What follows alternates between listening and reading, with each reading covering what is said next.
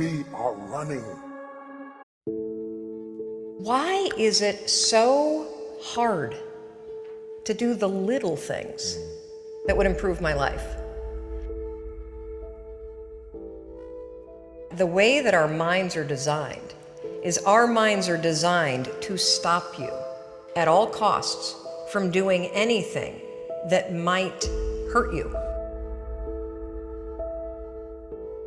There are so many people in the world, and you know, you may be watching this right now, and you have these incredible ideas, and what you think is missing is motivation.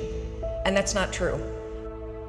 Because the way that our minds are wired, and the fact about human beings is that we are not designed to do things that are uncomfortable or scary or difficult. Our brains are designed to protect us from those things because our brains are trying to keep us alive. And in order to change, in order to build a business, in order to be the best parent, the best spouse, to do all those things that you know you want to do with your life, with your work, with your dreams, you're going to have to do things that are difficult, uncertain, or scary, which sets up this problem for all of us.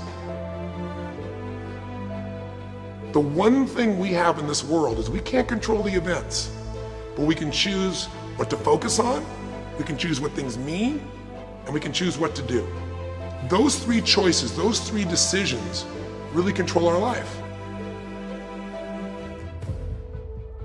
You can always make a decision. That's always in your control. Staying with somebody that treats you like garbage is a decision. It is. Staying at a job that you hate is a decision. Staying in the body that you are not proud of is a decision.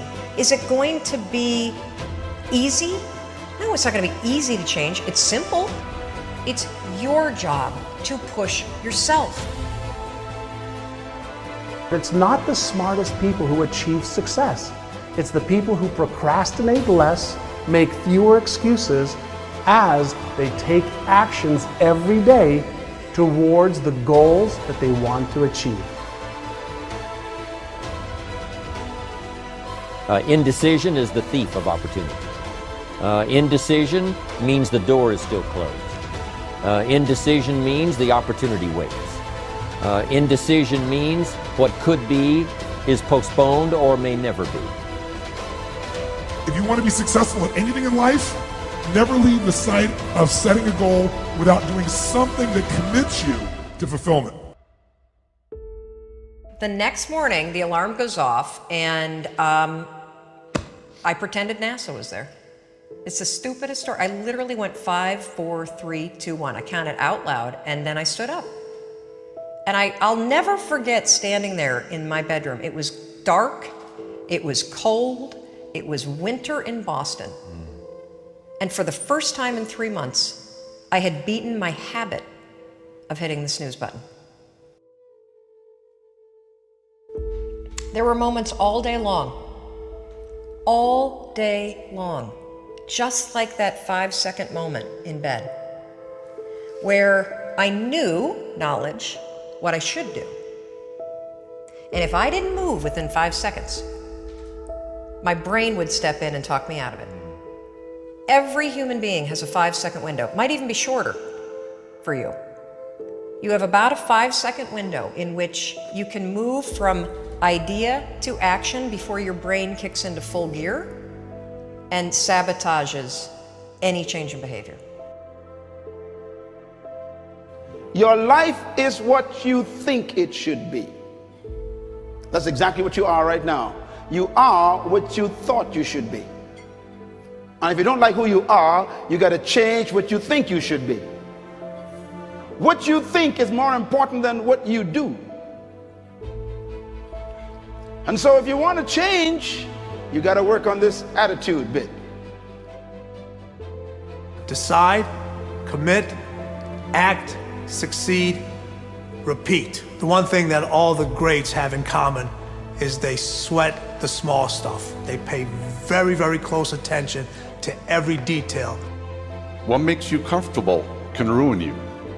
And what makes you uncomfortable is the only way to grow. What you are and what you become depends on how you use your time. The billionaire and the beggar both have 24 hours every day. The old and the young, the black and the white, the Indian and the Asian are all given the same amount of time every day.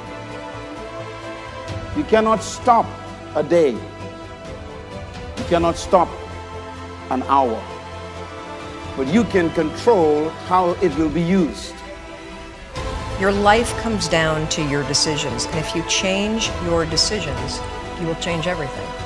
When you understand the power of a 5-second decision, and you understand that you always have a choice to go from autopilot to decision maker, everything in your life will change. You will be a different negotiator, you will be different in sales, you will be unstoppable in the gym, because you will realize the amount of garbage that you put in the way of your hopes, of your dreams, of your potential, of your confidence, of your courage. Everything comes down to the decisions that you make. Take ownership. Take extreme ownership. Don't make excuses. Don't blame any other person or any other thing. Get control of your ego. Take ownership of everything in your world, the good and the bad. Take ownership of your mistakes. Take ownership of your shortfalls. Take ownership of your problems. And then take ownership of the solutions that will get those problems solved. Take ownership of your mission. Take ownership of your job, of your team, of your future, and take ownership of your life. The first source of inspiration is deciding. Second source of inspiration is planning. And now, here's a big source of inspiration, beginning. Getting started.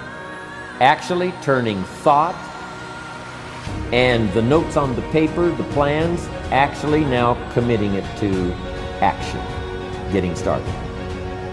I'm a humongous believer that ideas are and that execution's the game. Well, I think the one thing that discipline definitely does help you with is it helps you get things done.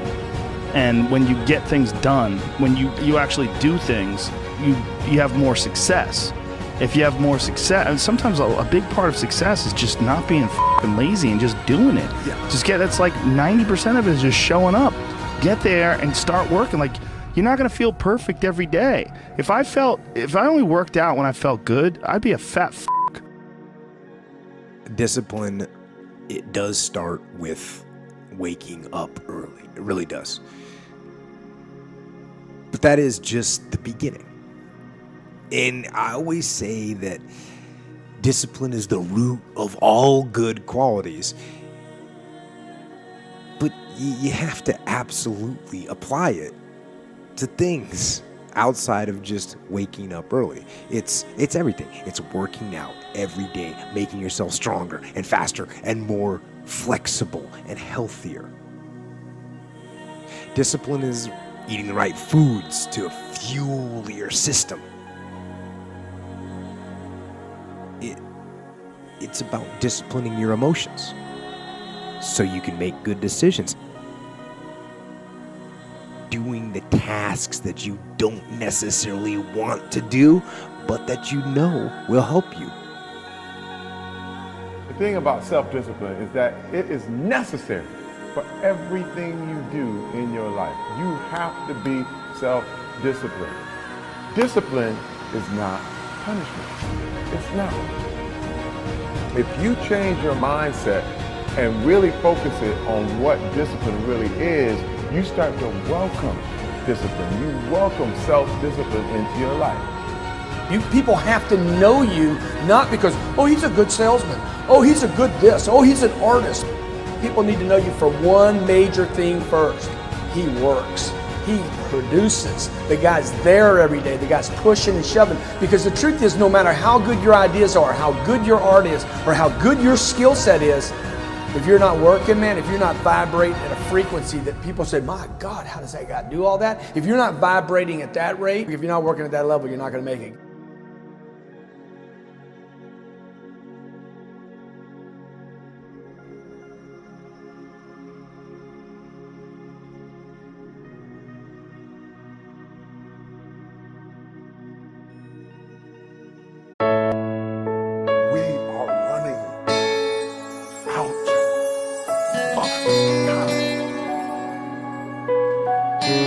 What are you going to do with the time you have left?